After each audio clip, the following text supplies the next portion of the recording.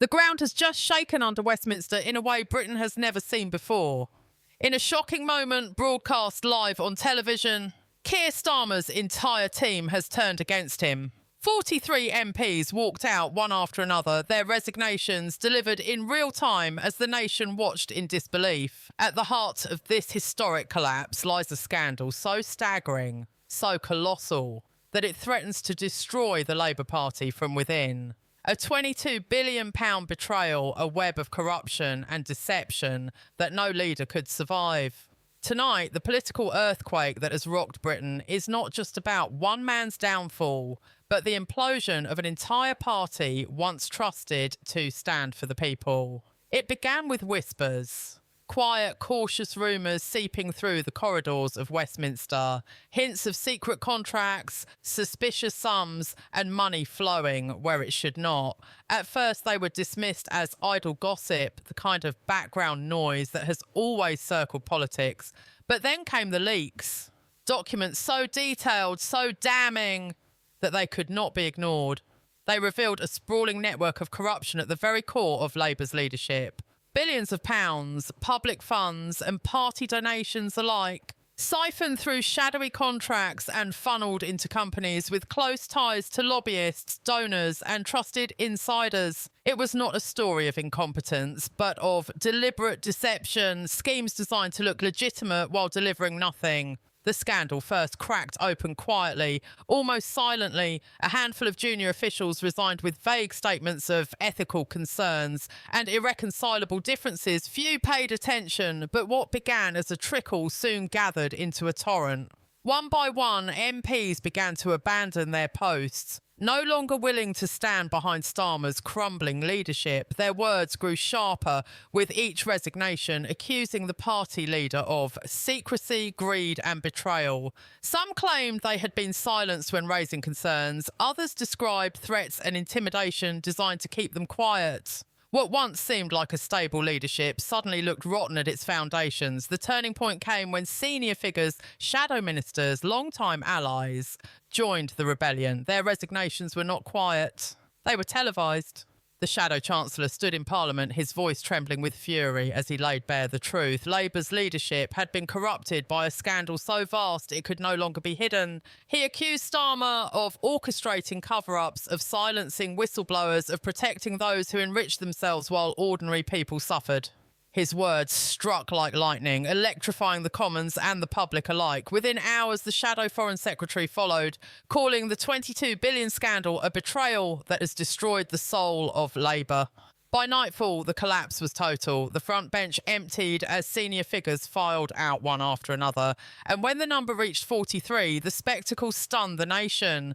Live on television, viewers watched MPs walking away, not just from their positions, but from the very credibility of their leader.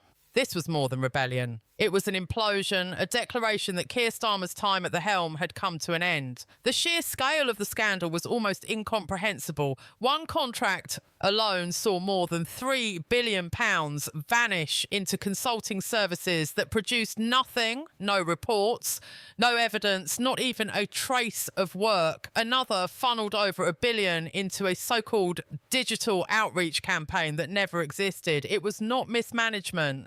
It was deliberate fraud conducted under the watchful eyes of Starmer's closest circle. And when the truth came out, even his most loyal allies could no longer defend him. The betrayal cut deeper than money. Labour had promised transparency, integrity and fairness, but now the documents showed something else. A secret structure operating in the shadows, directing policy not for the people, but for profit.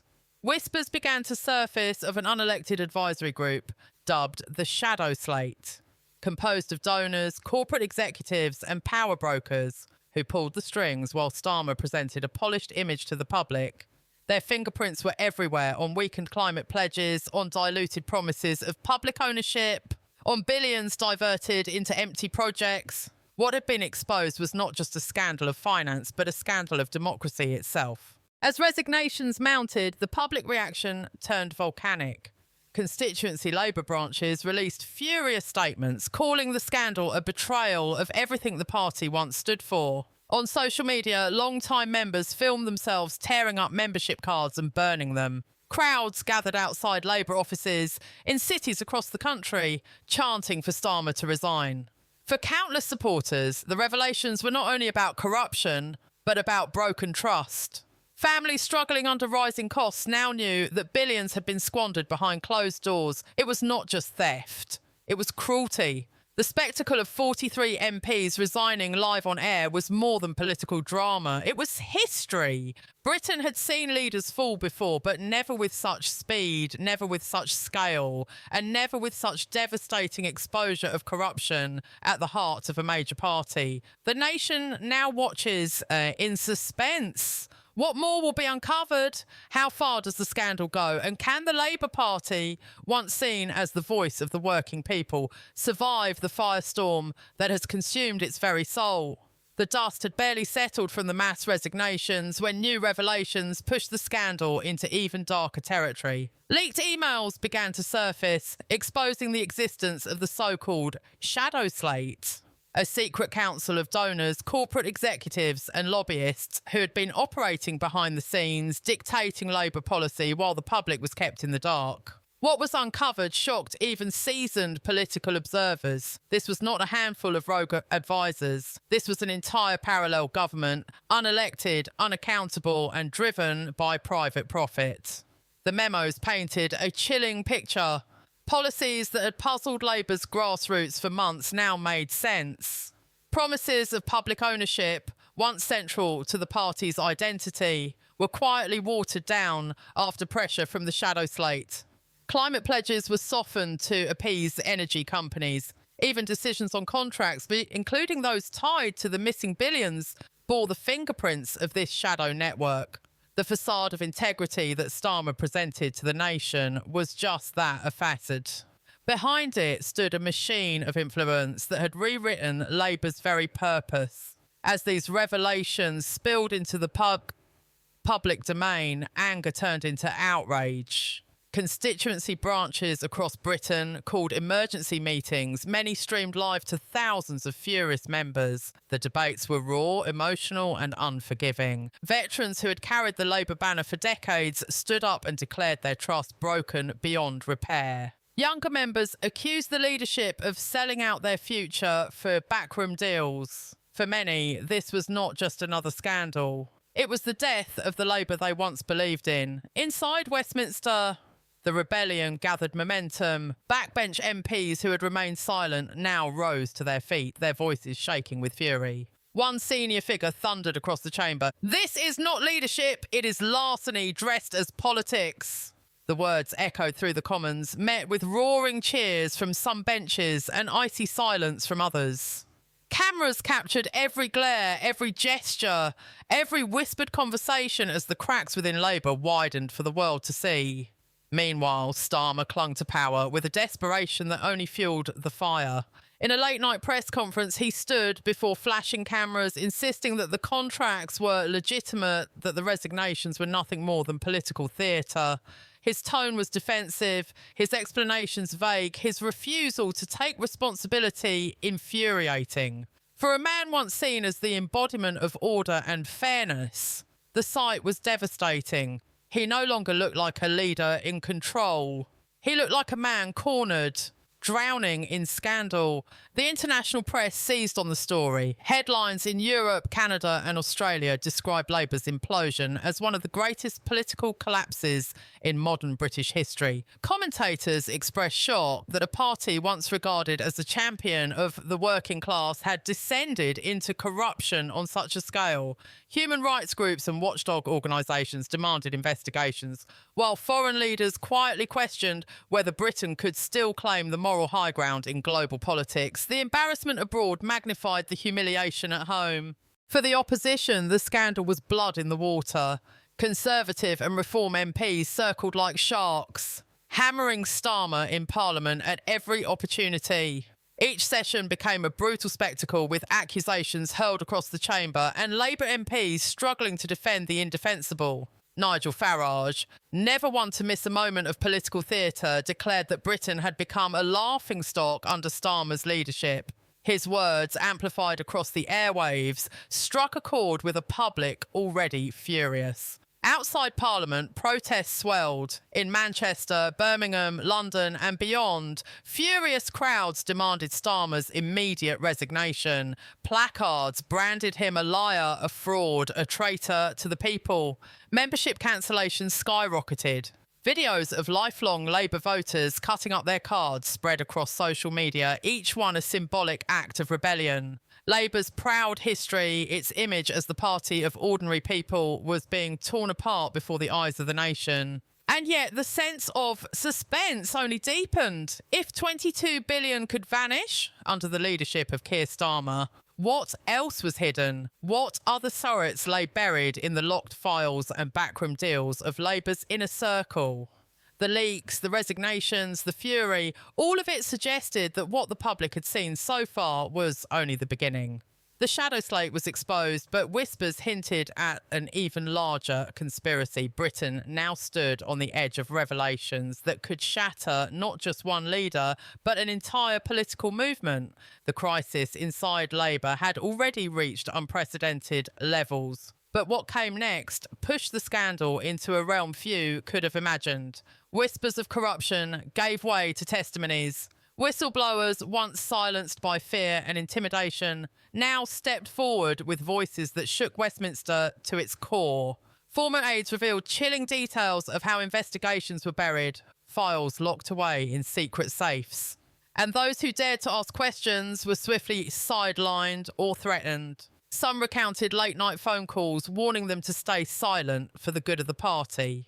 Others described how dissenting MPs were stripped of influence, their careers crushed before their eyes. The testimonies were devastating because they transformed the scandal from numbers on a page into lived experience. This was no longer about abstract billions vanishing into thin air. It was about a system of fear that had poisoned the very heart of Labour. For every whistleblower who stepped forward, more followed, emboldened by the collapse. Already underway, their stories were raw, unpolished, but their authenticity was undeniable. They spoke not like politicians protecting their careers, but like ordinary people who had carried the weight of secrets too dark to bear. The parliamentary sessions that followed turned into brutal theatre. Every day brought new revelations. Each question aimed at Starmer was a dagger. Each hesitation in his answers a wound that bled credibility. Cameras zoomed in on his face, once confident, now pale, tired, and mechanical. The man who had promised to restore trust now seemed like a hollow shell, repeating rehearsed lines while the truth drowned him. At one point, a veteran MP rose in the Commons, slamming his fist on the bench and thundering, "This is not politics, this is organised theft." His words sent shockwaves across the chamber, and even some Labour loyalists could not hide their unease. Outside Parliament, the anger was volcanic. Protests grew in size and intensity, no longer confined to party offices, but spilling into the streets of major cities. Banners declared Starmer must go, and "Where is the 22 billion tie?" Crowds chanted for resignations, their voices echoing across Westminster like a chorus of fury. For many, the scandal was not just about corruption, it was about betrayal. Ordinary families struggling to survive an economic crisis now discovered that billions had been stolen, wasted or hidden. For them, it was personal, it was not numbers on a balance sheet, it was food not bought, bills not paid, futures stolen.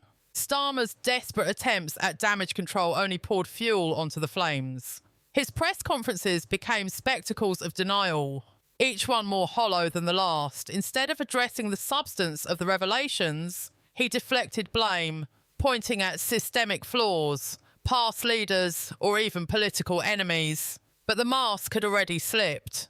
To the public, he no longer looked like a strong leader weathering a storm. He looked like a man drowning in it. Every excuse, every vague reassurance that confirmed what many already believed, he was complicit in the rot. The scandal spread like fire into the very infrastructure of Labour. With 43 MPs gone, the opposition was paralysed, committees were left without chairs, policy briefings collapsed, and communications teams disintegrated. What had once been a tightly controlled political machine now resembled a fortress in ruins, its walls shattered, its defenders fleeing. Britain had seen leadership crises before, but never on this scale, never with such speed, and never with the humiliating spectacle of MPs abandoning their leader live on television. Unions, once the backbone of Labour's power, broke their silence. Unite and others issued furious statements condemning the betrayal, hinting at severing ties altogether. Constituency Labour parties passed motions of no confidence one after another. Even councillors, the grassroots soldiers of Labour who had fought local battles for decades, began resigning in protest, calling Starmer a fraud who had destroyed the party's soul. The chain of trust that once bound Labour together had been severed, and in its place came chaos, division and despair. International coverage intensified. American, Canadian and European outlets described the implosion as a political doomsday for Labour. Some headlines went further, calling it the largest corruption scandal in modern British politics. Britain, once seen as a defender of democracy and accountability, was now being mocked abroad as a nation whose opposition party had been consumed by greed and lies. For Starmer, the humiliation was unbearable. His dream of leading Britain onto the world stage had dissolved into a nightmare in which his name was now synonymous with betrayal. And yet, even as his leadership collapsed before the world's eyes, whispers grew louder that the scandal was bigger than anyone realised. The shadow slate, once dismissed as rumour, was now proven fact. But insiders hinted that the 22 billion scandal was only one chapter of a much larger story. Memos suggested there were more contracts, more missing funds, and deeper ties between Labour leadership and the corporate elite. What the nation had seen so far, some claimed, was only the surface of a much darker abyss. Britain now stood transfixed. Was this the end of a single leader or the unravelling of an entire political order? Each revelation pushed the scandal deeper, each resignation widened the cracks, and each day brought the haunting question closer. Could Labour survive, or was the party itself collapsing into history's graveyard? By now, Starmer's leadership was not just weak, it was hanging by a thread. Every day brought new resignations, new documents, new testimony, and with each revelation, the walls closed in tighter. What had begun as a political scandal had transformed into a full-scale rebellion. His authority had shattered, and the once disciplined Labour Party now looked like a battlefield, with MPs turning on each other in desperation. Starmer tried to cling to the image of control, but his press conferences were now reduced to hollow performances, a man reading words he no longer believed, to an audience that no longer listened. The chain reaction inside Westminster was devastating. 43 MPs had already walked out, but the exodus was far from over. Senior advisers cleared their desks, mid-level staffers leaked damning memos, and long-time allies quietly distanced themselves to save their own reputations. In corridors where once his authority had been unquestioned, whispers now filled the air. He won't last the week. Even within his inner circle, there were betrayals. Some who had once defended him were now secretly feeding journalists, ensuring that every hidden detail of the 22 billion scandal was dragged into the public eye. In Parliament, sessions had become bloodsport. Opposition MPs attacked relentlessly, but the most devastating blows came from within Labour's own benches. Backbenchers rose with fury in their voices, demanding accountability, demanding truth.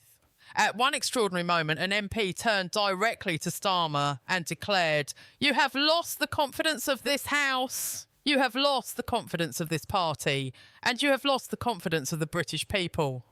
The chamber erupted in chaos, with shouts and jeers echoing through the walls of Westminster. It was no longer just political theatre. It was the sound of a government in waiting, tearing itself apart on live television. Outside, the storm only grew darker.